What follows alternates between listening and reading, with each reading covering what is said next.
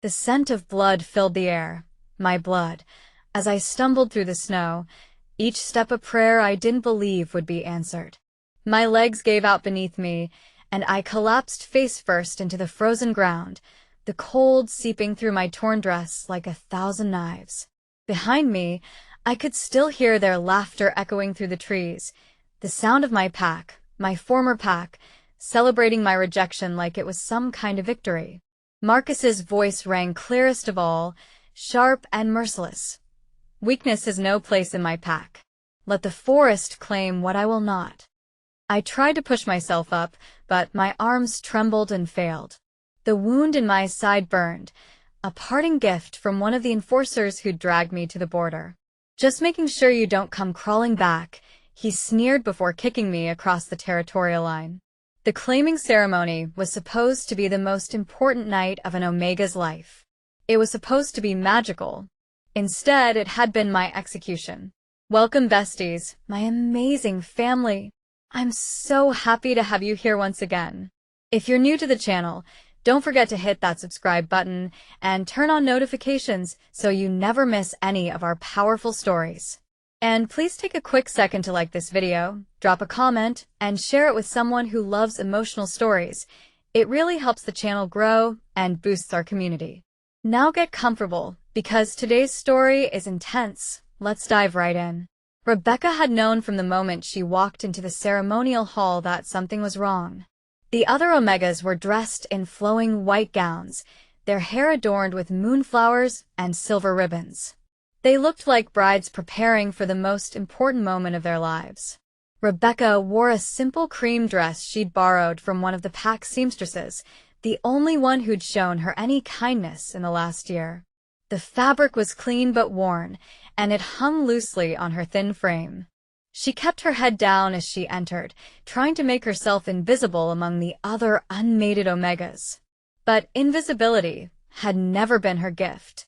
The moment Alpha Marcus's eyes landed on her, she felt the weight of his disgust like a physical blow. What is she doing here? His voice cut through the murmur of conversation like a blade through silk. Rebekah's heart hammered in her chest. She wanted to disappear, to melt into the floor, to wake up from this nightmare. But this was real. This was happening. Elder Miriam stepped forward, her weathered face creased with concern. Alpha, she has every right to attend the claiming ceremony. She is of age and unmated.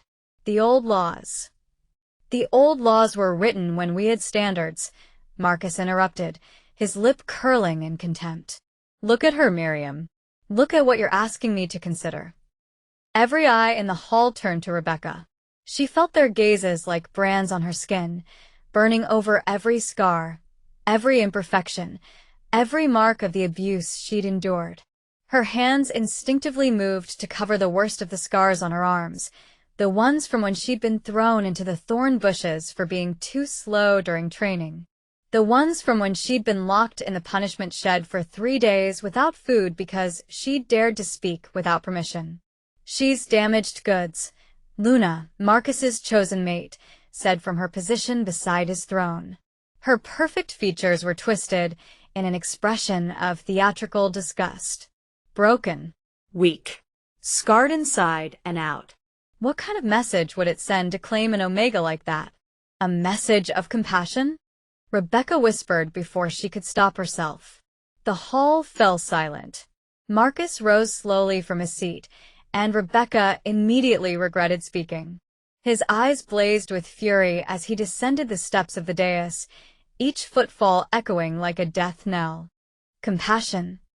He stopped inches from her, his power radiating outward in waves that made her wolf whimper and cower inside her chest. You think you deserve compassion? You, who can barely shift without trembling. You, whose bloodline is so polluted with weakness that your own parents abandoned you to the pack's mercy. My parents didn't abandon me, Rebekah said, her voice barely audible. They were killed in the southern border skirmish. They died protecting this pack. Marcus's hand shot out, gripping her chin and forcing her to meet his eyes. They died because they were weak. Just like you. And I will not perpetuate that weakness by binding myself or any wolf in my pack to a broken, useless Omega who can't even hold her head up with pride. Tears burned behind Rebekah's eyes, but she refused to let them fall. She wouldn't give him that satisfaction. I reject this Omega, Marcus declared, his voice carrying to every corner of the hall. I will not claim weakness. I will not protect broken blood. I will not bind this pack to damaged goods. The words hit Rebekah like physical blows. Rejection by an alpha during the claiming ceremony wasn't just humiliating, it was a death sentence. Without a pack, without an alpha's protection, an Omega couldn't survive. The wolf inside her howled in anguish, feeling the severing of bonds she'd barely had in the first place. Alpha Marcus, please. Elder Miriam tried again. The girl has nowhere else to go. To cast her out would be exactly what she deserves, Luna interjected, rising gracefully to stand beside Marcus. We can't have every weak, pathetic Omega thinking they can just show up and demand our protection. There have to be standards. There has to be strength.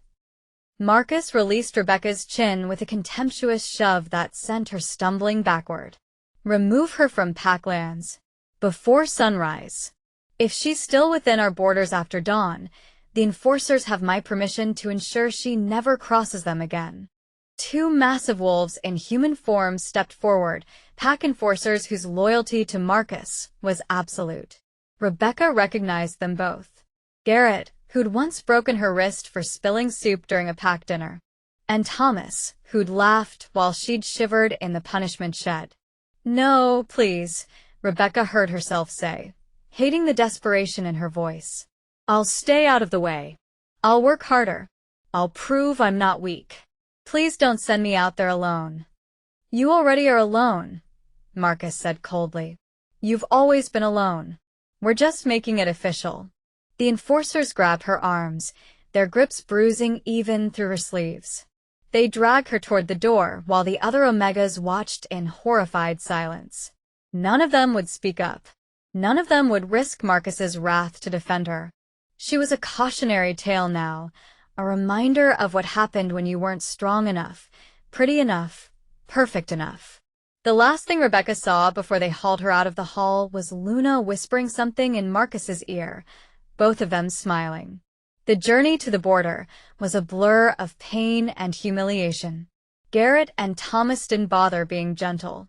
They dragged her through the forest, ignoring her stumbles and falls, laughing when she cried out after tripping over exposed roots.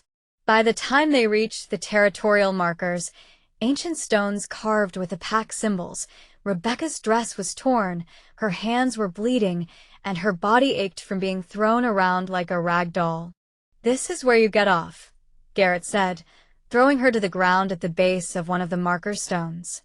Rebekah tried to stand, but Thomas's boot connected with her ribs, sending her sprawling again. The pain was white-hot, stealing her breath. That's just a reminder, Thomas said conversationally. In case you get any ideas about coming back. The Alpha said if you're still on Packlands by sunrise, we get to finish what we started. And trust me, we will. Garrett crouched beside her, his breath hot and foul on her face. You know what? I'm going to make sure you can't come back even if you wanted to.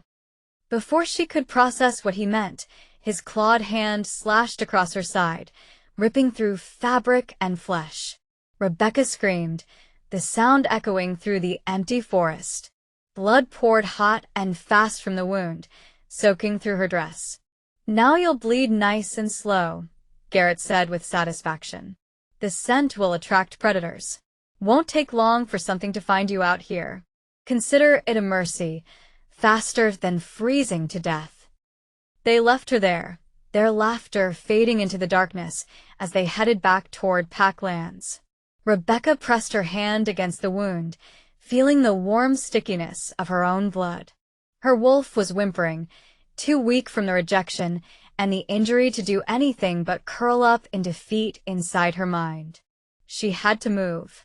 Had to get away from the border before the scent of blood drew something worse than enforcers. Rebekah forced herself to her hands and knees, then to her feet. The world spun violently, and she had to grip the marker stone to keep from falling. I didn't belong anywhere anyway, she whispered to herself, the words Marcus had thrown at her so many times. Maybe he was right. Maybe she was too broken to deserve a pack, a mate, a home. But even broken things wanted to survive. Rebekah stumbled away from the border, deeper into neutral territory. The snow had started falling an hour ago, light at first but now coming down in thick, heavy flakes that obscured her vision and made every step treacherous. She had no destination, no plan. She just knew she had to keep moving or she'd die right there in the snow. Time lost meaning. Minutes could have been hours. The cold had seeped so deep into her bones that she'd stopped shivering, which some distant part of her mind recognized as a very bad sign. The wound in her side had stopped bleeding as heavily, but only because she didn't have much blood left to lose. Her vision kept tunneling, darkness creeping in from the edges.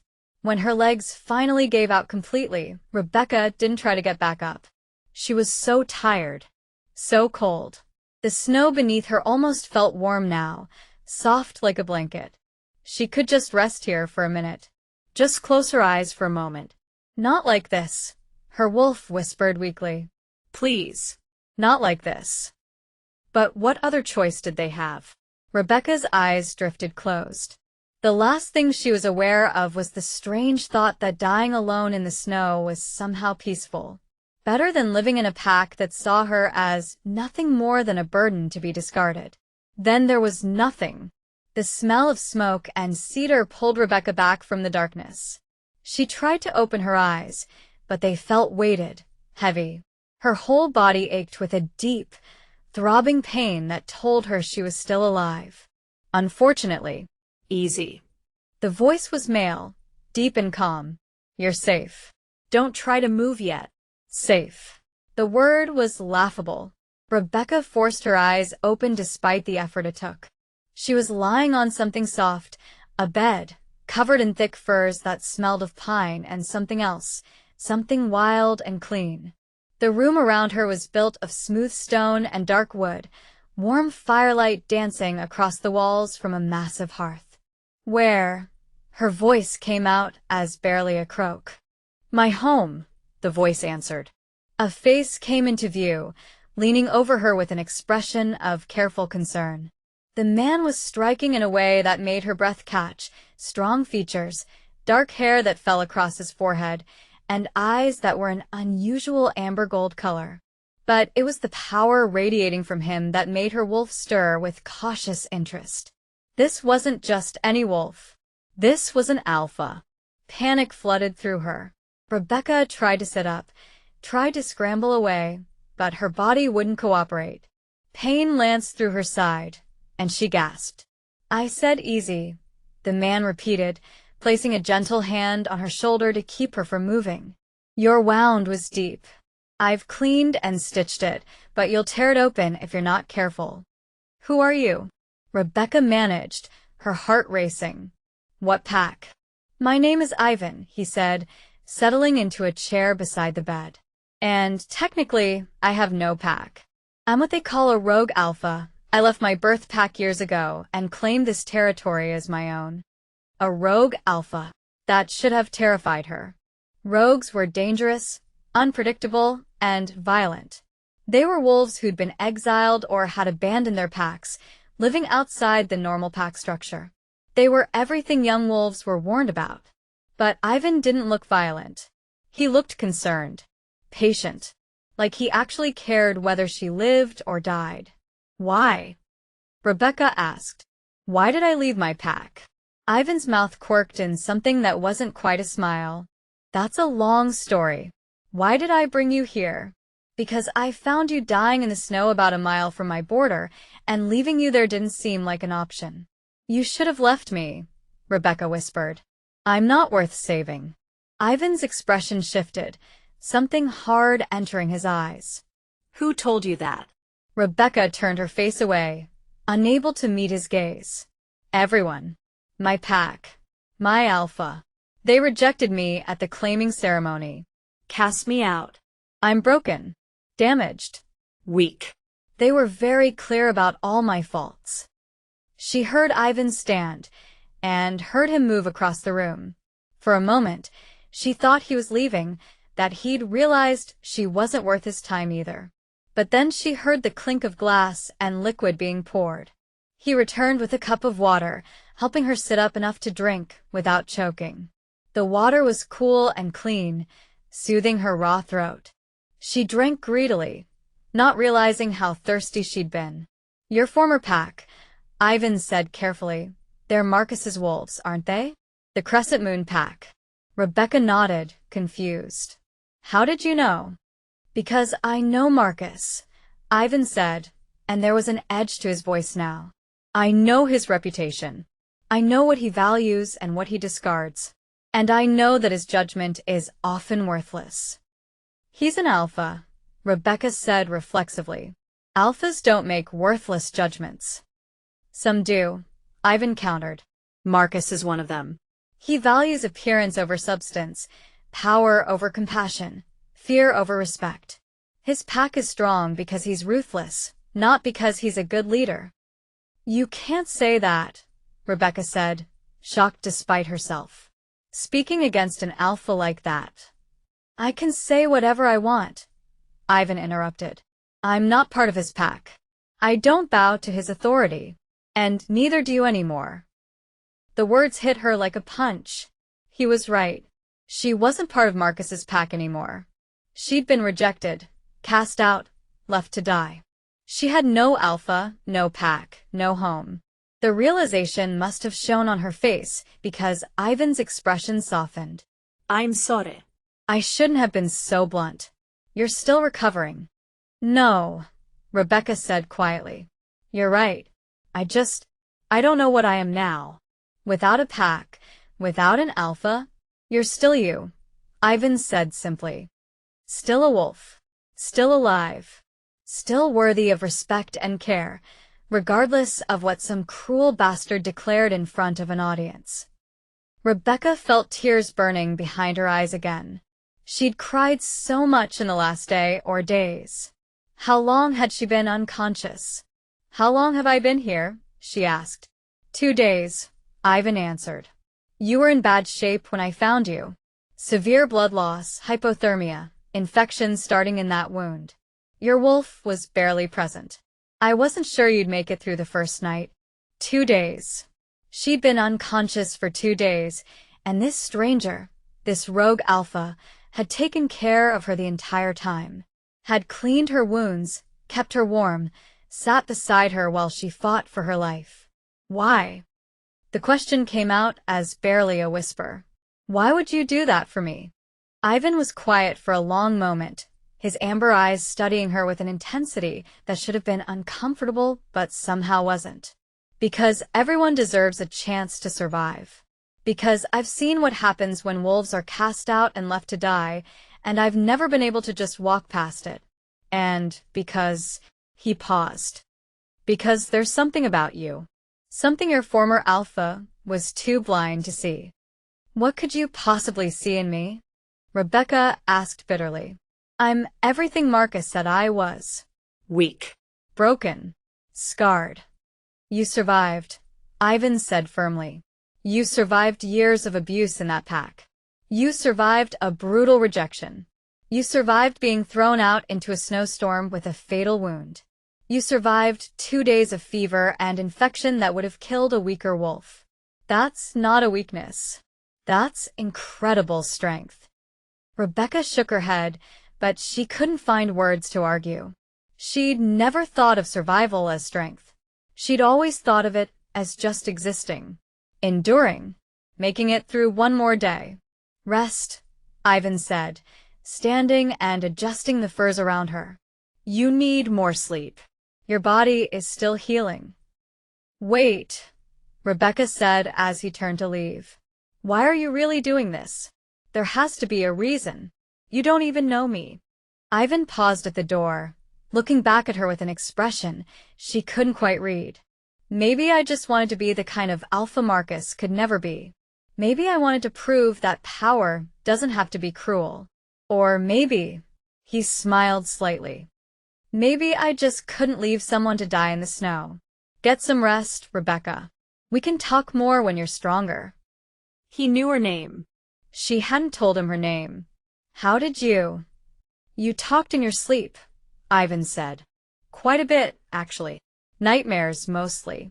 You kept apologizing for things that weren't your fault. His expression darkened. Your former pack has a lot to answer for. Then he was gone, closing the door softly behind him and leaving Rebekah alone with her thoughts and the gentle crackling of the fire. She should have been afraid. She was in a strange place, being cared for by a rogue alpha she didn't know, completely vulnerable and at his mercy. But somehow, for the first time in longer than she could remember, Rebekah didn't feel afraid. She felt safe. It was such an unfamiliar feeling that it took her a moment to recognize it. Safe. When was the last time she'd felt safe? As exhaustion pulled her back towards sleep, Rebekah found herself thinking about Ivan's words. Maybe survival was strength. Maybe she wasn't as broken as she'd been told. Maybe there was a reason she'd lived through everything Marcus and his pack had put her through. Or maybe she was just too stubborn to die. Either way, she was still here. Still breathing. Still fighting. And for now, that was enough. Quick pause if this story has you hooked. Tap like and drop your thoughts below. Now back to the story. The next time Rebekah woke, it was to the smell of food. Her stomach immediately cramped with hunger, reminding her that she couldn't remember the last time she'd eaten. In the pack, Omegas ate last, and often there wasn't much left by the time it was her turn. She'd gotten used to being hungry. She opened her eyes to find Ivan sitting in the chair beside her bed again, holding a bowl of something that smelled absolutely heavenly. "You're awake," he said, and there was genuine relief in his voice. "How do you feel?" "Like I was stabbed and left to freeze to death," Rebekah said, then immediately regretted the sarcasm. Sorry. "I mean sore. Very sore." To her surprise, Ivan laughed. It was a warm sound, rich and genuine. "I appreciate the honesty. And you have every right to be sarcastic about what happened to you." Can you sit up? "I brought soup." With Ivan's help, Rebekah managed to pull herself into a sitting position, propped up by pillows. The movement sent pain shooting through her side, but it was bearable. Healing. Her wolf was stronger now. She could feel it, lending its power to her recovery. Ivan handed her the bowl, and Rebekah's hands shook slightly as she took it. The soup was thick with vegetables and meat, rich and savory. She took a careful sip, and the taste exploded across her tongue. It was the best thing she'd ever eaten. "This is amazing," she said, taking another sip. Then another. "Don't eat too fast," Ivan warned. "Your stomach needs time to adjust. You've been living on broth and water for 2 days." Rebekah forced herself to slow down, even though every instinct screamed at her to devour the entire bowl as quickly as possible. Pack training was hard to shake. Eat fast, or someone might take it away. "No one's going to take it from you," Ivan said quietly, as if reading her thoughts. "Eat at your own pace. There's plenty more if you want it." The kindness in his voice made something crack inside her chest. Rebekah felt tears sliding down her cheeks before she even realized she was crying. She tried to stop, tried to hold it back, but the dam had broken. "I'm sorry," she gasped, setting the bowl aside with shaking hands. "I'm sorry, I don't know why." "You don't have to apologize," Ivan said firmly. He moved closer, and before Rebekah could process what was happening, he'd wrapped a blanket around her shoulders and was just there. Present. Steady. Not touching her, but close enough that she could feel his warmth, his strength. "You don't have to apologize for having emotions. You don't have to apologize for being human. Or a wolf. Whatever." That made her laugh through her tears, a wet, messy sound. "I've been apologizing for everything my whole life. I don't know how to stop." "Then we'll work on it together," Ivan said. "Starting now. New rule. No apologizing unless you've actually done something wrong. And surviving, crying, being hungry, being hurt, none of those things are wrong. Rebekah wiped at her eyes with the edge of the blanket. You're very different from Marcus. I should hope so, Ivan said dryly. Marcus is a power-hungry tyrant who mistakes cruelty for strength. I try very hard not to be anything like him. You know him well, Rebekah observed. Ivan's expression darkened. Well enough. We grew up in the same pack, actually. Before I left. Rebekah's eyes widened. You were part of Crescent Moon? A long time ago, Ivan confirmed. Before Marcus took over as Alpha. His father was different, still hard, still demanding, but fair. He believed in protecting all pack members, not just the strong ones. When he died and Marcus took over, everything changed. It lasted about 6 months before I couldn't stomach it anymore. You just left. The concept was almost incomprehensible to Rebekah. Wolves didn't just leave their packs. It went against every instinct, every bond. I challenged Marcus, Ivan said quietly. I lost. Instead of killing me, which was his right, he exiled me. Told me that if I ever crossed onto Packlands again, he'd finish what we started. So I left, found this territory, made it my own. Don't you miss it? Rebekah asked. Having a pack, being connected to others. Ivan was quiet for a long moment. Sometimes, he admitted. But I don't miss what the pack became under Marcus's rule. I don't miss watching him hurt wolves who couldn't defend themselves. I don't miss being powerless to stop it. His amber eyes met hers. Freedom was worth the loneliness. Rebekah thought about that as she picked up her soup again, eating more slowly this time. Freedom. She'd never really had that. She'd gone from being an orphaned pup dependent on the pack's charity to being an omega with no rights or choices. And now she was free, technically, cast out. No pack, no bondes, no obrigações. So, why did it feel more like being lost than being free? What happens now? She asked Ivan. I can't stay here forever. I need to figure out where to go, what to do. You can stay here as long as you need to, Ivan said firmly. You're still healing. And even once you're physically recovered, you'll need time to process everything that's happened. There's no rush. But I'm an Omega, Rebekah protested. Without a pack, without an Alpha's protection, I'm vulnerable. Other wolves could. Other wolves would have to go through me. Ivan interrupted, and there was steel in his voice now. This is my territory. You're under my protection as long as you're here. Anyone who wants to challenge that can try. The certainty in his voice sent a shiver down Rebekah's spine that had nothing to do with fear. His wolf was powerful. She could feel it radiating from him even when he was calm like this. He wasn't just posturing. He could actually protect her. Why would you do that? She whispered. I am nobody. I'm nothing. Ivan reached out slowly, giving her time to pull away, and tipped her chin up, so she had to meet his eyes. You are not nothing. You are a wolf who survived hell and came out the other side still breathing. You are strong, resilient, and far more valuable than anyone in that pack ever gave you credit for. And I protect what's mine. I'm not yours, Rebekah said automatically. No, Ivan agreed, releasing her chin. You're not. You're your own.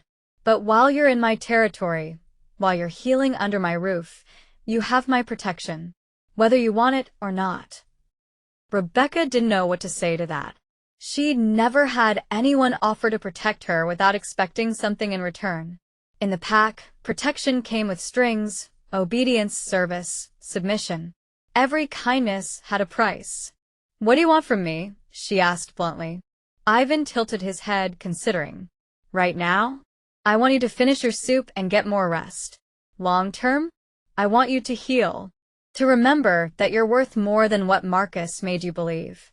To find whatever comes next for you, whether that's here or somewhere else. That's it. That's it, Ivan confirmed. No strings. No expectations. Just be Rebekah. Just exist and heal and figure out what you want from life now that you have the chance to choose. It was too good to be true. It had to be. Wolves didn't just help others without wanting something in return. And yet, looking into Ivan's steady amber eyes, Rebekah couldn't detect any deception. He meant what he was saying. Maybe he really was just that different from Marcus. Or maybe she was too damaged to recognize a trap when she was sitting in it. Either way, she was too tired and too hurt to run. So she finished her soup, let Ivan help her lie back down, and closed her eyes as exhaustion pulled her under once more. But this time, for the first time in longer than she could remember, she didn't have nightmares. This time, she actually slept. Quick pause if this story has you hooked, tap like, and drop your thoughts below. Now, back to the story. The days blurred together in a haze of healing and quiet conversation. Ivan was patient in a way Rebekah had never experienced before. He brought her meals 3 times a day, changed her bandages with gentle hands, and sat with her in the evenings, talking about everything and nothing. He told her about the forest surrounding his territory, about the river that ran silver in the moonlight, about the deer that would eat from his hand if he was patient enough. He never pushed her to talk about the pack, never demanded her story. But slowly, carefully, Rebekah found herself sharing pieces of it anyway. "I was 7 when my parents died," she said one evening as firelight danced across the stone walls. Ivan was in his usual chair, reading a worn book, but she could tell he was listening. The southern border skirmish. Everyone said it was a glorious death, defending pack territory. But glorious deaths don't keep children fed. Ivan set his book aside, giving her his full attention. "What happened to you after?" "I became pack property," Rebekah said bitterly. "An orphan with no family to advocate for me. I was given to the Omega quarters, expected to work for my keep. Cleaning, cooking, serving. I was too young to be useful, really, but I tried. I tried so hard." "You were a child," Ivan said quietly. "You shouldn't have had to work for basic care." That's not how Marcus saw it. Nothing was free in his pack. Everyone had to earn their place, even children. Rebekah pulled the furs tighter around herself, even though the room was warm. "I made a lot of mistakes. I was small and clumsy and scared. And every mistake had a punishment." "The scars," Ivan said, not quite a question. Rebekah nodded. "Some of them. Others came later, when I was old enough to be expected to shift and train with the other wolves. I was always the slowest, the weakest. My wolf was small and timid. The trainer said I was holding her back with my fear that I needed to be toughened up. So they hurt you to make you stronger," Ivan said, and there was an edge of anger in his voice now. "It didn't work," Rebekah said with a hollow laugh. "I just got more scared, more broken. By the time I reached claiming age, I was exactly what Marcus said I was. Damaged. Weak. Not worth protecting." "You're not weak," Ivan said firmly. "You're traumatized. There's a difference." Rebekah looked at him. Really looked at him. His jaw was tight, his hands clenched on the arms of his chair. He was angry, she realized. Not at her, but for her. "You barely know me," she whispered. "Why do you care so much?" Ivan was quiet for a long moment. When he spoke, his voice was rough. "Because I watched Marcus do this to other wolves when I was still in the pack. I watched him break them down, convince them they were worthless, then cast them aside when they couldn't meet his impossible standards. And I did nothing. I was too young, too weak, not alpha yet. I couldn't stop him." "You were just one wolf," Rebekah said. "I was a coward," Ivan corrected. "I told myself I couldn't make a difference, that speaking up would only get me punished too. And maybe that was true, but it doesn't make it right." He met her eyes. "So now, when I find someone Marcus is broken, Ikare. I care because I should have cared back then. I care because someone needs to." Rebekah felt something shift in her chest, something that had been frozen for so long she'd forgotten it could move. "You're a good man, Ivan." I'm trying to be, he said softly. That's all any of us can do. Try to be better than we were yesterday. That night, Rebekah dreamed. Not the usual nightmares of Marcus's cruel smile, or the enforcer's fists, or the endless cold of the snow. She dreamed of running through the forest, her wolf strong and healthy, Ivan's larger form racing beside her under the full moon. She dreamed of belonging, of safety, of home. She woke with tears on her cheeks and an ache in her chest that had nothing to do with her healing wounds. By the end of the first week, Rebekah was strong enough to walk around the lodge. It was larger than she'd initially realized, built into the side of a cliff with rooms carved from living stone. Ivan's home was simple but beautiful, handcrafted furniture, shelves lined with books, windows that looked out over a valley painted in shades of green and gold. You built this yourself? She asked, running her fingers along the smooth surface of a wooden table. Most of it, Ivan confirmed. He was at the stove, making tea. When I first claimed this territory, there was nothing here but wilderness. I've been building it up slowly over the years, adding rooms, making improvements. It's beautiful, Rebekah said sincerely. It feels peaceful. That's what I wanted, Ivan said, bringing her a cup of chamomile tea. After years in Marcus's pack, where everything was conflict and competition and violence, I wanted peace. I wanted a place where I could just exist. Rebekah accepted the tea, breathing in the soothing scent. Don't you get lonely? Being out here alone? Sometimes, Ivan admitted. But being lonely is better than being trapped. At least, that's what I tell myself on the hard days. I understand that, Rebekah said quietly. I was surrounded by pack members every day, but I was still alone. Loneliness isn't always about being by yourself. Ivan's expression softened. No, it's not. They sat in comfortable silence, sipping their tea and watching the afternoon light paint patterns across the stone floor. Rebekah found herself studying Ivan when she thought he wasn't looking. He was handsome, certainly, but it was more than that. There was a steadiness to him, a quiet strength that had nothing to do with dominance or aggression. He was confident without being arrogant, powerful without being cruel.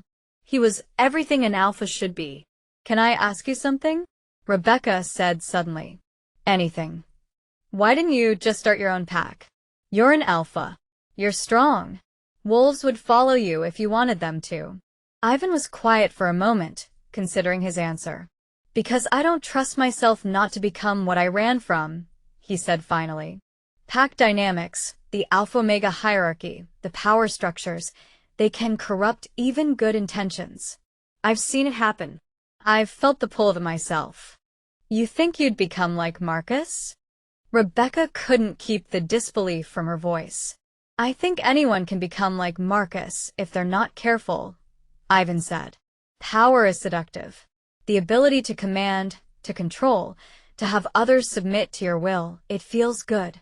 Natural. Right, even? And that's dangerous. So you just stay alone? I stay free, Ivan corrected. And I stay accountable only to myself. If I start to slip, if I start to think like Marcus thought, there's no pack to suffer for it. Rebekah set her tea down, her hands trembling slightly. I don't think you give yourself enough credit. You could have taken advantage of me a dozen times since you found me. I've been completely vulnerable, completely at your mercy. But you haven't. You've been nothing but kind. That's basic decency, Rebekah. That's not something you should have to be grateful for. But I am, she insisted. In Marcus's pack, kindness always came with a price. Help was never free. But you... She gestured helplessly. You've asked for nothing. I expected nothing. I don't know how to process that. Ivan moved to sit beside her on the couch, careful to leave space between them. Then don't process it. Just accept it. Accept that sometimes people, wolves, help because it's the right thing to do, not because they want something in return. I want to believe that, Rebekah whispered. But I don't know if I can. That's okay, Ivan said gently. Trust takes time, especially when it's been broken as many times as yours has. I can wait. The simple acceptance in his words made Rebekah's chest tight. What if I can never trust again? What if I'm too broken? You're not broken, Ivan said, and there was steel in his voice now. You're wounded. There's a difference. Wounds can heal, Rebekah. Even the deepest ones, given enough time and care. You sound very sure of that. I am, Ivan said, because I've been wounded too. Maybe not in the same ways you have, but I know what it's like to feel shattered. To think you'll never be whole again. And I know what it's like to discover that wholeness isn't about being perfect or undamaged. It's about accepting all your pieces, scars and all, and choosing to keep going anyway. Rebekah felt tears burning behind her eyes again. She seemed to cry so easily now, as if all the emotions she'd locked away for years were finally breaking free. I don't know how to do that. How to accept it. How to keep going. One day at a time, Ivan said simply. Some days, 1 hour at a time. 1 breath at a time, if that's what it takes. But you keep going. And you let yourself heal.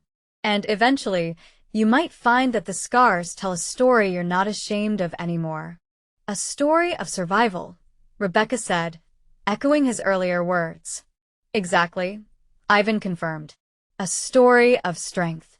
By the second week, Rebekah's physical wounds had healed enough that she could move around without pain.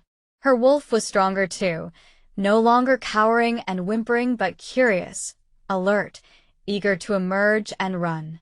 Do you think I could shift? She asked Ivan one morning over breakfast. I haven't let my wolf out since before the ceremony. She's getting restless. Ivan looked up from his eggs, considering. How do you feel? Any lingering pain? No, Rebekah said honestly. I'm still tired more easily than I should be, but the wound is healed. I can feel it. Then we can try, Ivan said. But I'll be there with you, just in case. And if anything feels wrong, you shift back immediately. Understood. Rebekah nodded, feeling a flutter of excitement mixed with nervousness. She hadn't shifted in so long, and her last attempts in the pack had always been accompanied by criticism and punishment. What if she couldn't do it? What if her wolf was too weak, too damaged? They went out into the valley behind the lodge, where tall grass swayed in the morning breeze and wildflowers painted the landscape in splashes of color. The sun was warm on Rebekah's skin, the air clean and fresh. For the first time, she felt something like hope stirring in her chest. Take your time, Ivan said, standing a respectful distance away. There's no pressure, no judgment. Just you and your wolf. Rebekah closed her eyes, reaching inside for the part of her that was pure animal, pure instinct. Her wolf stirred immediately, eager and ready. Together? She asked silently. Together, her wolf agreed. The shift came easier than it ever had before. One moment Rebekah was standing on 2 legs, and the next she was on 4, her senses exploding into vivid clarity.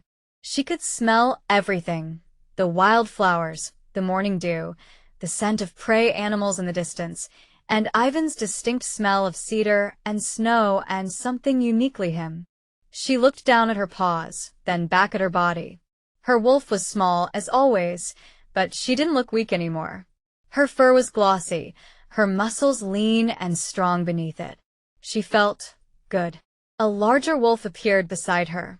Ivan's wolf, massive and powerful with dark fur that gleamed almost black in the sunlight.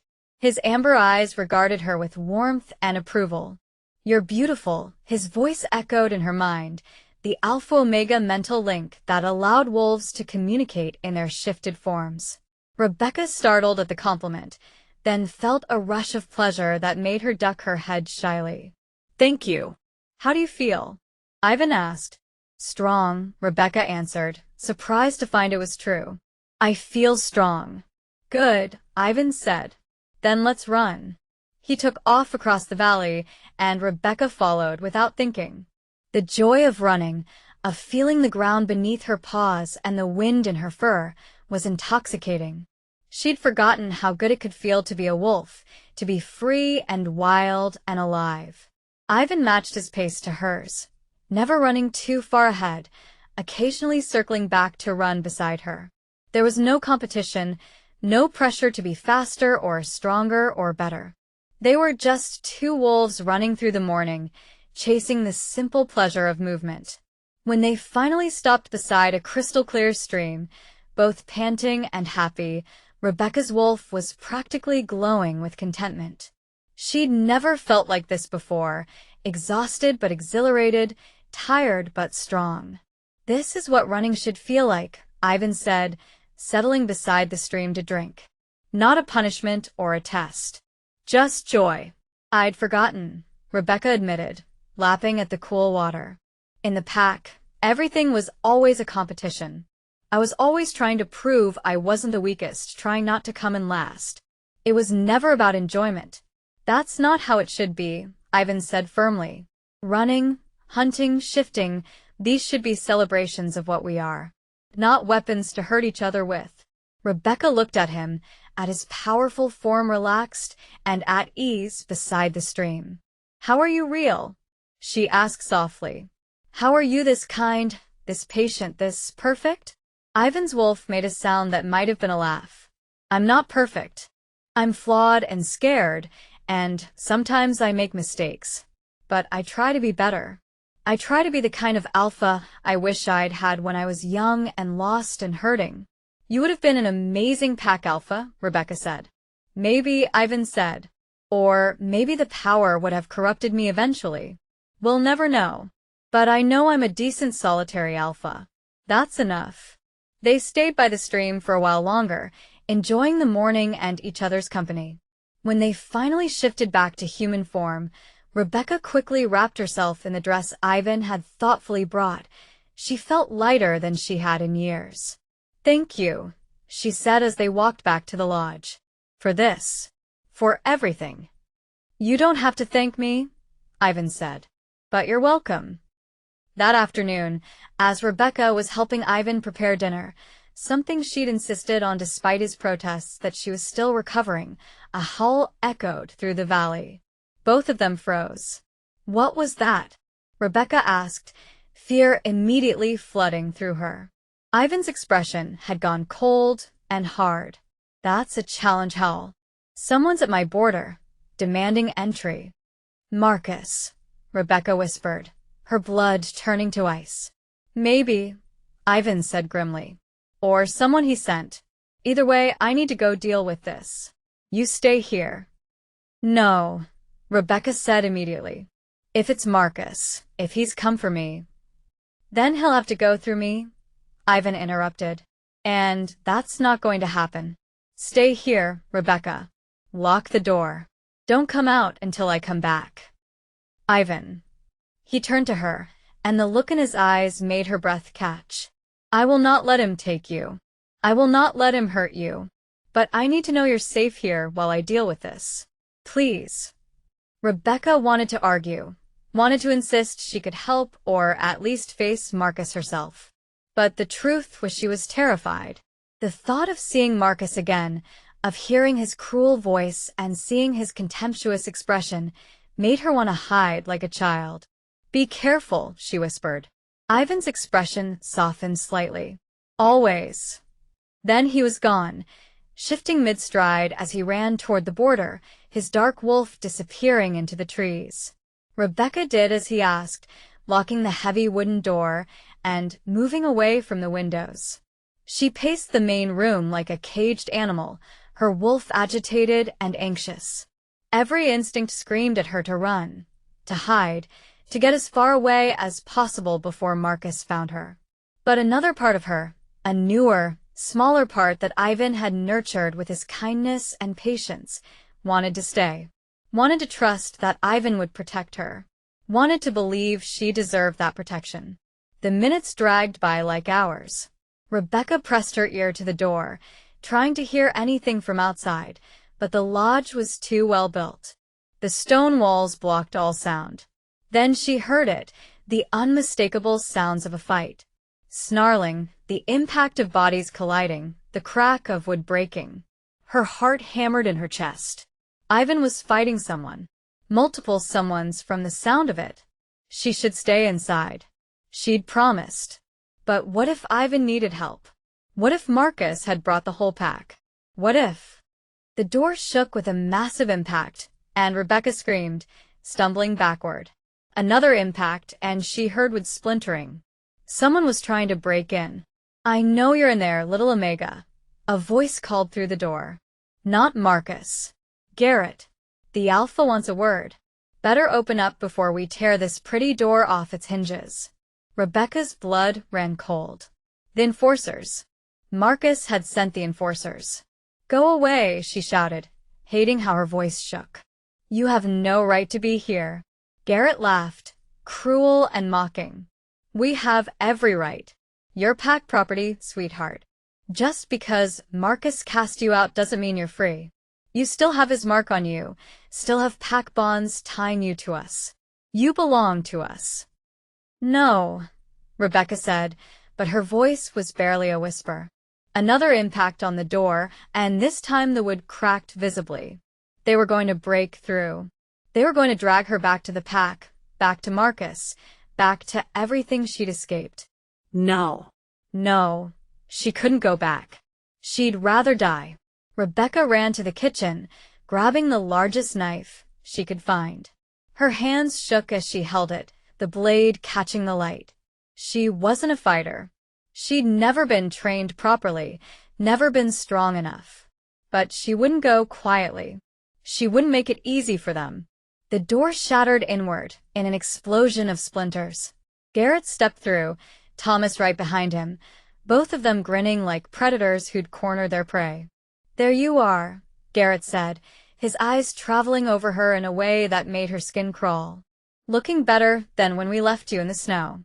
That rogue Alpha must be taking good care of Marcus's property." "I'm not Marcus's property," Rebekah said, raising the knife with both hands. "I'm not anyone's property. Get out." Thomas laughed. "Oh, she's got claws now. How cute. Put the knife down, Omega. You don't want to make this harder than it has to be." "I said get out," Rebekah screamed. Garrett's expression turned cold. "We gave you a chance to do this the easy way." "Thomas, grab her." Thomas lunged forward, and Rebekah swung the knife wildly.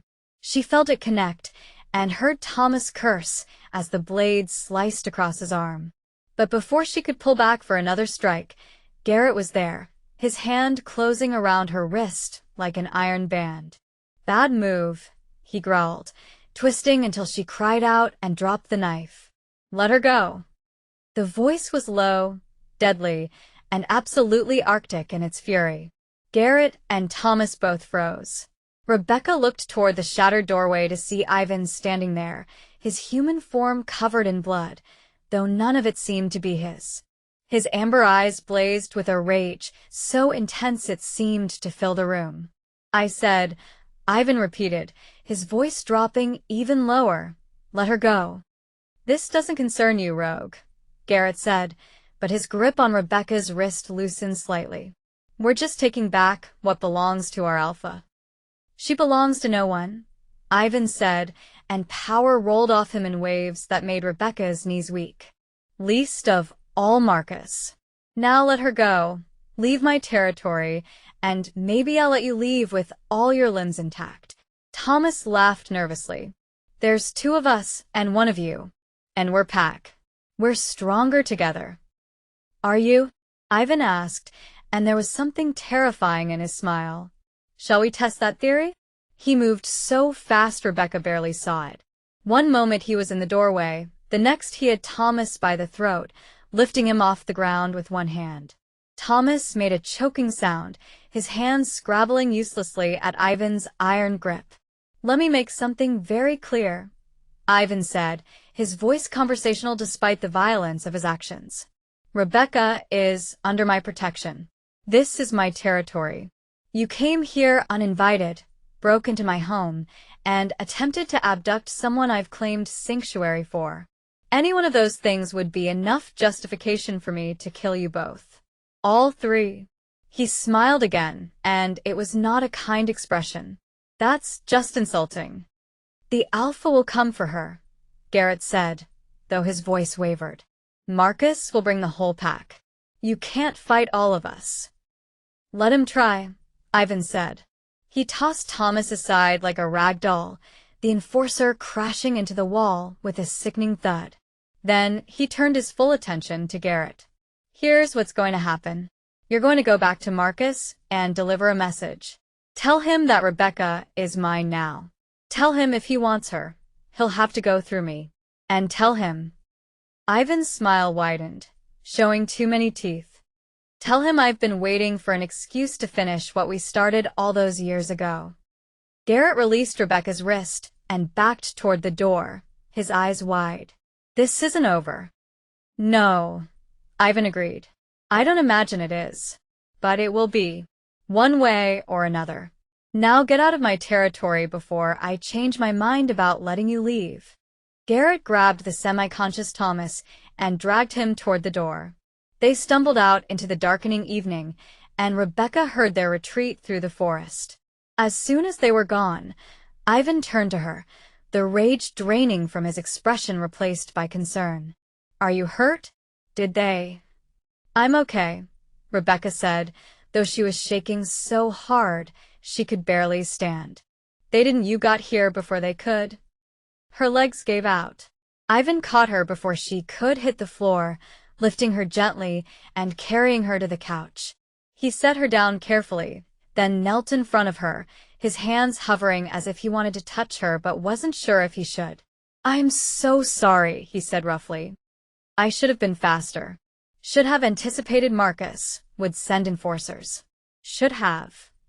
You saved me, Rebekah interrupted. Again. You keep saving me. I told you I would protect you, Ivan said. I meant it. Rebekah looked at him, really looked at him. This powerful alpha who could have demanded anything from her, who could have used her weakness and fear to control her, but instead chose to defend her, to fight for her, to give her a choice.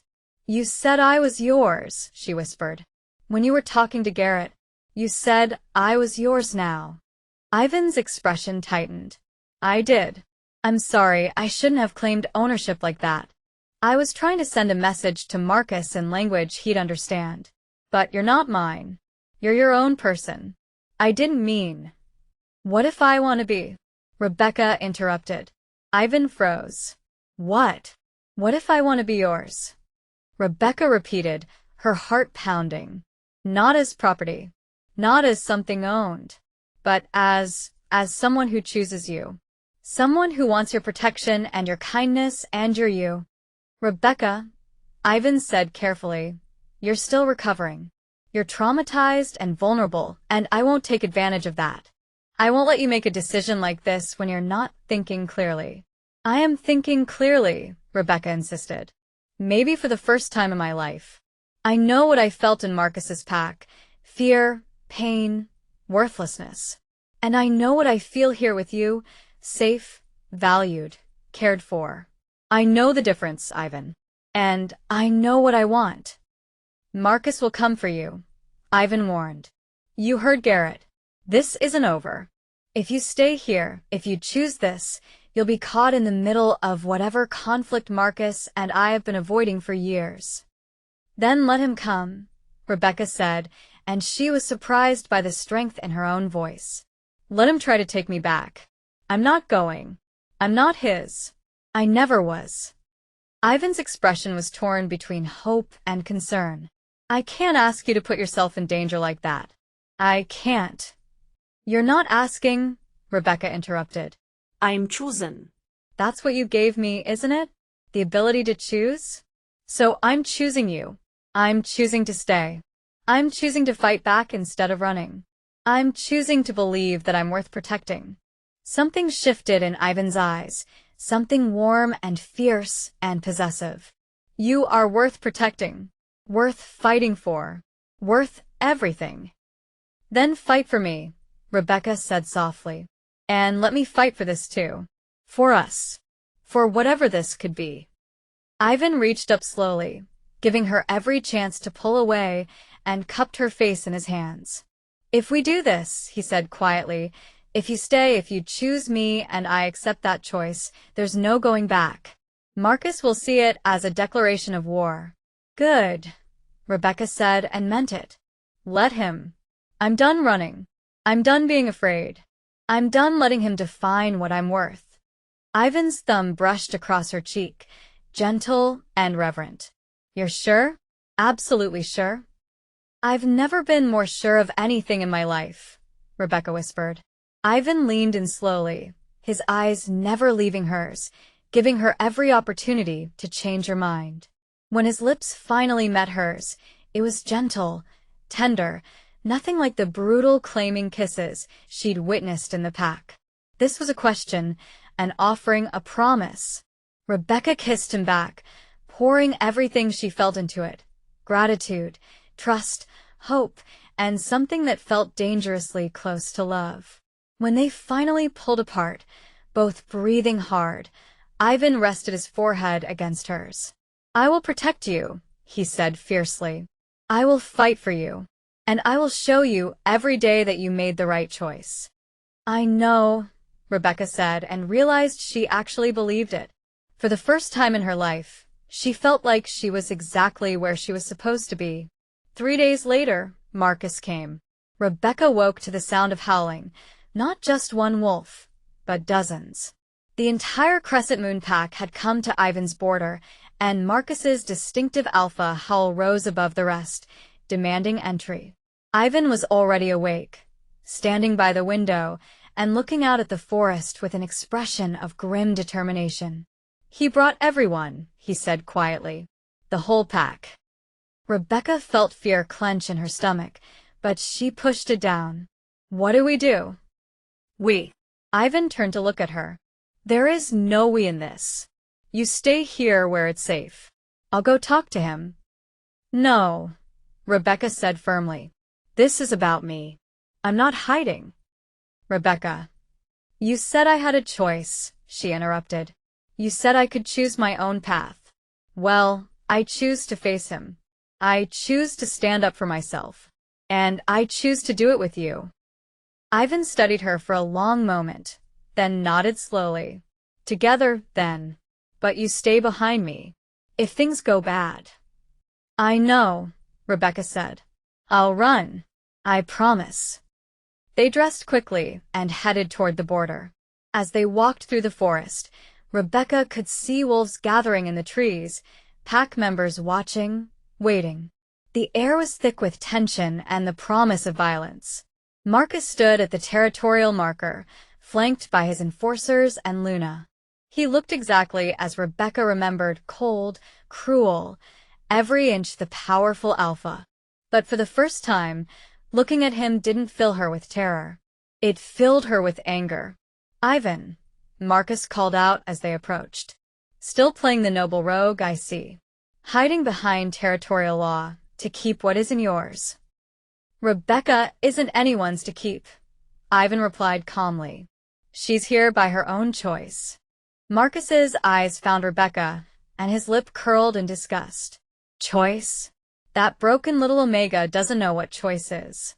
I rejected her, cast her out. She has no right to remain in pack territory, even yours." "This isn't pack territory," Ivan corrected. "This is my territory, neutral land. And she has every right to be here, if I say she does." "You've crossed a line, Ivan," Marcus said, his voice dropping to a dangerous growl. "Taking in a wolf I rejected, offering her protection, claiming her as yours. That's an act of aggression against my pack." "Your pack," Ivan repeated. "The same pack that beat her, starved her, tortured her for years. The same pack that left her to die in the snow with a gut wound. Forgive me if I don't give a damn about offending your pack." Luna stepped forward, her perfect features twisted in anger. She deserved everything she got. She was weak, pathetic, useless. We gave her chances to prove herself, and she failed every time. "You gave her chances to be perfect," Rebekah said, surprised by the steadiness of her own voice. Everyone's attention snapped to her. And when I couldn't be, you punished me. But I was a child, Luna. A traumatized, orphan child who needed compassion, not cruelty. Compassion is for the strong, Marcus said coldly. You were never strong. You're wrong, Rebekah said, and this time there was steel in her voice. Surviving you was the strongest thing I ever did. And choosing to leave, choosing to build something better, choosing Ivan over your pack, that's strength too. Real strength. Not the kind you get from hurting others. Marcus's expression darkened. You think you're brave now? Because you have a rogue alpha protecting you? He can't fight all of us, little Omega. And once we're done with him, you'll come back where you belong. She doesn't belong with you, Ivan said, and there was a terrible finality in his words. She never did. You broke pack law when you left her to die, Marcus. You forfeited any claim you had on her the moment you ordered your enforcers to gut her and abandon her in the snow. I am the law in my pack, Marcus snarled. But not here, Ivan countered. Here, you're just another wolf trespassing on my territory. And I'm giving you one chance to leave peacefully. Or what? Marcus challenged.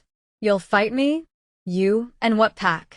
Just me, Ivan said calmly. That's all it will take. The forest exploded with growls and snarls as Marcus's wolves reacted to the challenge. But Marcus held up a hand, silencing them. A slow, cruel smile spread across his face. Fine, he said. A challenge then. Old-fashioned. Alpha to alpha. You win, you keep the Omega. I win. She comes back and you accept banishment from these territories entirely. No, Rebekah said immediately. Ivan, you don't have to. I accept, Ivan said, his eyes never leaving Marcus. But we add one more condition. When I win, you release any and all claims on Rebekah. She is free from the pack, free from you, free from any bonds that might tie her to Crescent Moon. Forever. Marcus's smile widened. When you win, you always were arrogant, Ivan. That's why you lost last time. Last time I was young and untested, Ivan said. I'm neither of those things anymore. Then let's finish what we started, Marcus said, already beginning to shift. The two alphas circled each other, their wolves massive and radiating power. Marcus was larger, his gray wolf built for brutal strength. But Ivan moved with a fluid grace that spoke of years spent honing his skills alone, without a pack to rely on. They clashed in a blur of teeth and claws, the sound of their collision echoing through the forest. Rebekah watched, her heart in her throat, as the two wolves fought with savage intensity. Marcus fought dirty, using every underhanded tactic he could. But Ivan was ready for it, countering every move with precision. This wasn't the inexperienced wolf Marcus had defeated years ago. This was an alpha in his prime, fighting not for dominance or pride, but for something infinitely more important. He was fighting for her. The battle seemed to last forever, and no time at all. Blood stained the snow, both wolves sporting injuries. But slowly, surely, Ivan began to gain the upper hand. He was faster, smarter, more controlled. Where Marcus relied on brute force, Ivan used strategy. Finally, Ivan had Marcus pinned, his jaws locked around the other alpha's throat. One bite, one moment of pressure, and it would be over. The forest held its breath. But Ivan didn't kill him. Instead, he released Marcus and stepped back, shifting to human form. Marcus shifted as well, bleeding and beaten, his expression one of shock and fury. I could kill you, Ivan said quietly. I have that right. But I'm not you, Marcus. I don't kill because I can. So I'm giving you the same thing you never gave Rebekah, mercy. Take your pack and go. Release your claim on her. And never set foot in my territory again. Marcus struggled to his feet, his pride clearly warring with his survival instinct. Finally, he spat blood and glared at Rebekah. Fine. She's yours. Congratulations, you've won yourself a broken, worthless Omega. I'm sure you'll be very happy together. We will be, Ivan said simply. Marcus turned to his pack, who were watching with varying expressions of shock, respect, and fear. We're leaving. This territory is forfeit. This Omega is no longer pack. As the Crescent Moon wolves began to retreat, Luna paused long enough to look at Rebekah with something like pity. You think you've won? She said quietly. Do you think this changes anything? You're still what you've always been. You're right, Rebekah said, and she was surprised by the peace in her own voice. I am still what I've always been. A survivor. Someone strong enough to endure you and still choose kindness. Someone brave enough to believe I deserve better. And someone smart enough to recognize real strength when I see it. Luna's expression tightened, but she said nothing else. She turned and followed Marcus into the forest, and the pack went with them. When the last wolf had disappeared into the trees, Rebekah let out a breath she hadn't realized she'd been holding. Ivan turned to her, blood still dripping from various wounds, and smiled. Are you all right? He asked.